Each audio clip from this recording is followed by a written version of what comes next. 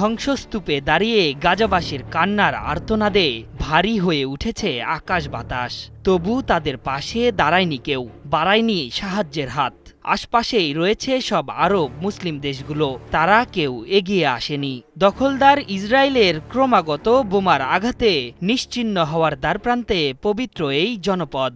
মুসলিম বিশ্বের নেতারা যখন মুখ ফিরিয়ে নিয়েছে, তখন দখলদারদের বিরুদ্ধে বজ্রকণ্ঠে আওয়াজ তুললেন ইসলামী পণ্ডিতরা, যাদের জ্ঞান চর্চা করার কথা শিক্ষা প্রতিষ্ঠানে। ফিলিস্তিনের জন্য তারাই দিলেন লড়াইয়ের ডাক। ফিলিস্তিনের জন্য লড়াইয়ের জন্য সব মুসলিমকে এগিয়ে আসার ফতোয়া দিয়েছেন ইন্টারন্যাশনাল ইউনিয়ন অব মুসলিম স্কলার্সের মহাসচিব আলী আল কারদাঘি। তার ঘোষণাকৃত ১৫ দফার ফরমান বা ফতোয়া জারির পর থেকে মুসলিম বিশ্বের পণ্ডিতরা আওয়াজ উঠাতে শুরু করেছেন। মাহফিল অ্যাপস, দেশের সর্ববৃহৎ ইসলামিক ভিডিও স্ট্রিমিং অ্যাপস।